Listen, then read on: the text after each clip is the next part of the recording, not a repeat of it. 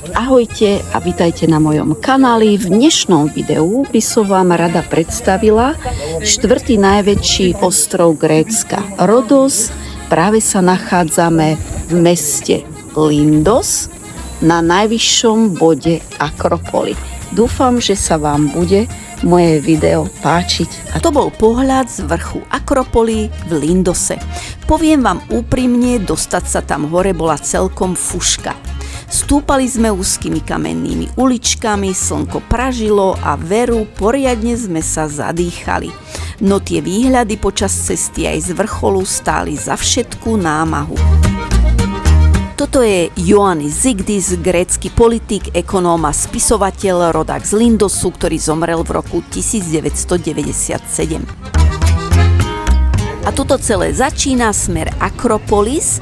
Slovo Akropolis pochádza z gréčiny. Akros znamená najvyšší alebo vrchný a polis znamená mesto, takže doslovný preklad by bol horné mesto alebo mesto na vrchu.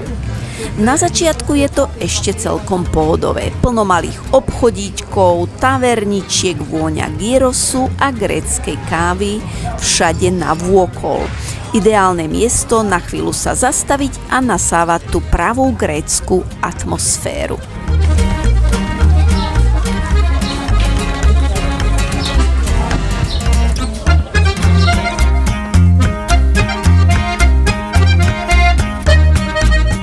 A tu sa už pod nami rozprestiera romantická zátoka svätého Pavla, vraj má tvar srdca.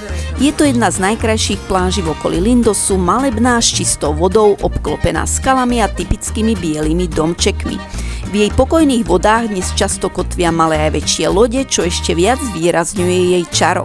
Podľa tradície pristal apoštol Pavol v tejto zátoke v polovici 1. storočia nášho letopočtu počas svojho putovania po Stredomorí. Plavil sa loďou, ktorá sa vraj zastavila práve tu, aby mohol začať šíriť kresťanstvo medzi miestnymi obyvateľmi. Táto tradícia dala zátoke jej meno a miesto dodnes láka návštevníkov svojou krásou a mystikou.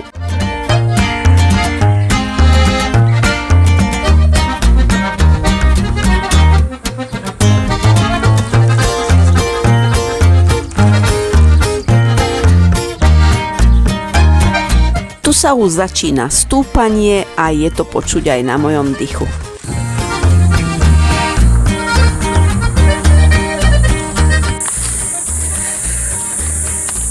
A tu už prichádzame k pokladni naozaj originálnej, stráženej 2 mačkami. V Grécku je vôbec mačiek všade plno, zdá sa, že sú premnožené.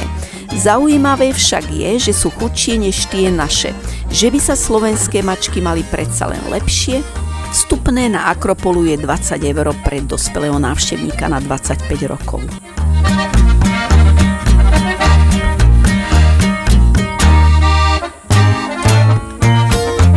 Tu je niekoľko zaujímavostí o Lindose.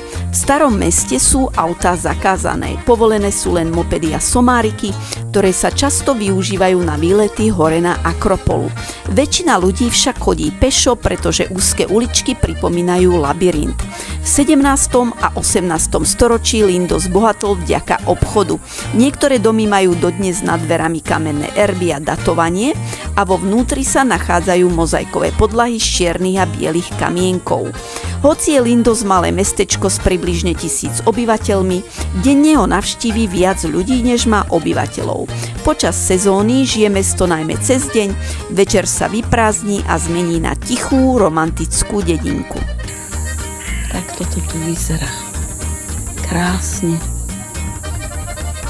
Sme na vrchole Akropoly, jednom z najvýznamnejších historických miest Rodosu. Najvýraznejším objektom sú pozostatky chrámu bohyne Atény Lindiskej, patronky mesta, ktorý bol postavený približne v 3. storočí pred naším letopočtom. Chrám sa nachádza na úplne najvyššom mieste Akropoly a kedysi dominoval celému okoliu. Samotná Akropola pochádza zo 4. storočia pred naším letopočtom a bola vybudovaná na strategickom mieste s úžasným výhľadom na more, zátoku aj mesto Lindos. Na Akropole sú dodnes zachované zvyšky chrámov, starovekých hradieb aj rímskych kúpeľov. Toto miesto bolo dôležité nielen vojensky, ale aj nábožensky a stále má magickú atmosféru, ako by sme sa na chvíľu preniesli do dávnych čias. Výstup sem síce vyžaduje trochu námahy, no táto nádhera a výhľad skutočne stoja za to.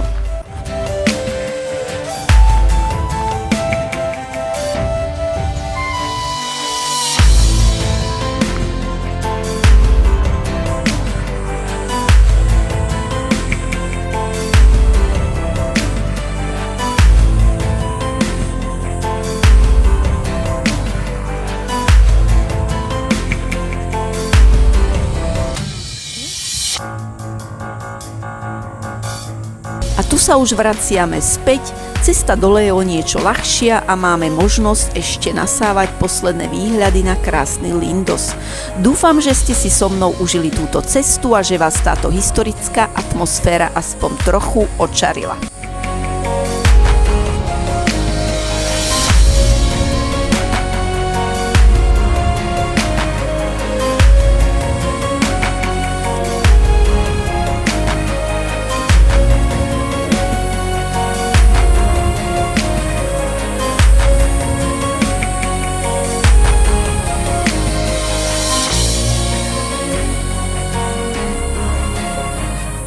V tomto videu sa cestou späť na letisko pozrieme aj na niekoľko ďalších hotelov na juhu Rodosu, kde autobus vyzdvihoval dovolenkárov. My sme boli ubytovaní v 4-hviezdičkovom hoteli Gennady Seaside Resort, ktorý sa nachádza v lokalite Gennady, najďalej od letiska približne 65 km. Teraz prichádzame k 4-hviezdičkovému hotelu Rhodos Princess Beach Resort and Spa, ktorý sa nachádza v lokalite Kyotari. Takto vyzerá tento hotel.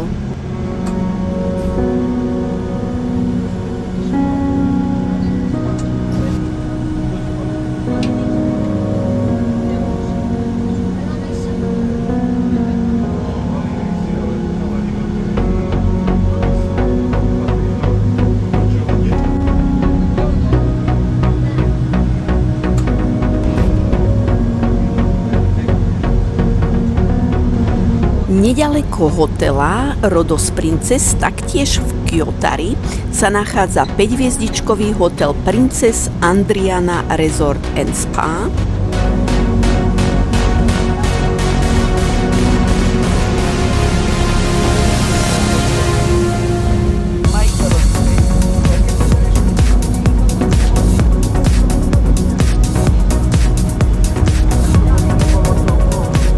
A teraz prechádzame popri 3-hviezdičkovom hoteli Lardos Bay, ktorý sa nachádza v dedinke Lardos. Tu je golfové ihrisko.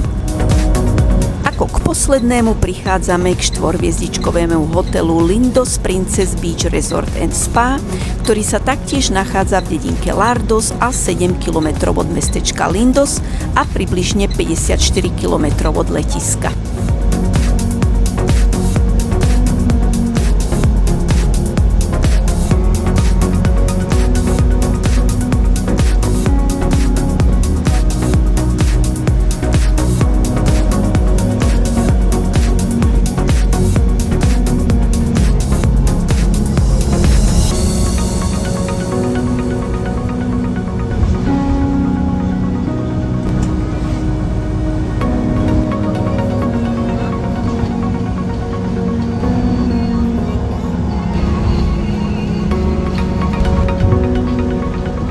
Tu už prichádzame k letisku Diagoras.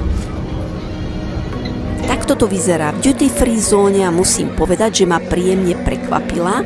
Nepôsobila vôbec predraženie a výber tu bol naozaj bohatý. Je tu aj samostatné oddelenie grécke produkty, kde nájdete široký výber olivových olejov vo fľašiach aj v kanistroch za veľmi slušné ceny. My sme si tu kúpili aj kozmetiku z olív a vákuovo balené olivy a niekoľko ďalších drobností. A takto vyzerala letisková plocha. Týmto sa moje video končí. Ak ste ho dopozerali až do konca, veľmi pekne vám ďakujem za pozretie a majte sa krásne.